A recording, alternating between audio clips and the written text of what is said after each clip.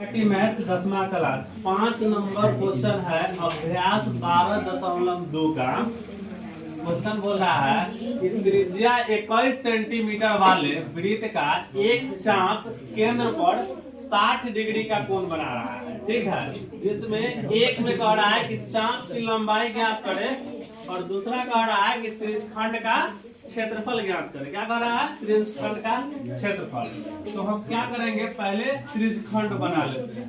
ये क्या है? वृत्त है। इसमें ये क्या है? केंद्र है। और यहाँ से यहाँ ऐसे कर दिए, क्या हो गया? त्रिज्यखंड हो गया। क्या हो गया? त्रिज्यखंड। इसका नाम रख दीजिए O, इसका नाम रख दीजिए B। तो देखिए त्रिज्या आपका कितना है? त्रिज्या आपका 21 है, 21 सेंटीमीटर। ठीक है, और थीटा कितना का कोण बना रहा है? 60 डिग्री का। तो थीटा जो है आपका 60 डिग्री है। तो एक नंबर क्वेश्चन के लिए देखिए चाप की लंबाई निकाले, लंबाई ज्ञात करें। तो देखिए चाप की लंबाई पहले आप जान लीजिए कि आपका R कितना है? त्रिज्या 21 सेंटीमीटर और थीटा का मान कितना है? 60 डिग्री का कोण बनाता है। तो हमको त्रिज्या पता हो गया और थीटा का मान पता हो गया। ठीक है, तो चाप की लंबाई का फॉर्मूला आप लोगों को याद है?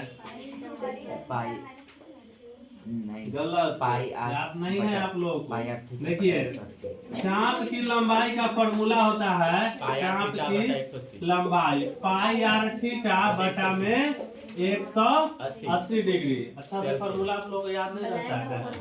ठीक है, तो पाई R थीटा बटा में 180 डिग्री। तो पाई का मान कितना है? देखिए 3.14 नहीं ना कहा है? नहीं कहा है। 22/7। देखिए जब नहीं कहेगा तो 22/7 रखना है। तो 22/7 गुने R का मान कितना है? 21 गुने थीटा का मान कितना है? 60 डिग्री या बटा में 180 डिग्री। तो देखिए 1 0 से 1 0 और 36 18 300 से 21 7 से 7 खत्म। यानी कितना आंसर है? 22 आंसर हुआ। कितना हुआ? 22 आंसर हुआ। ठीक है, समझ गया?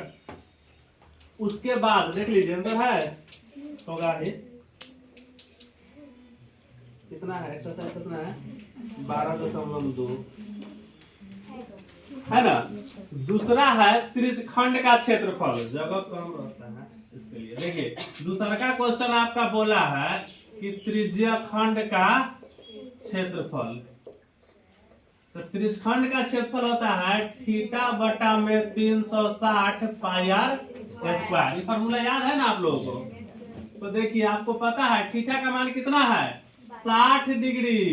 थीटा का मान 60 डिग्री और नीचे तो 360 है, ये है गुने पाई का मान 22/7 गुने R स्क्वायर। R का मान कितना है? 21।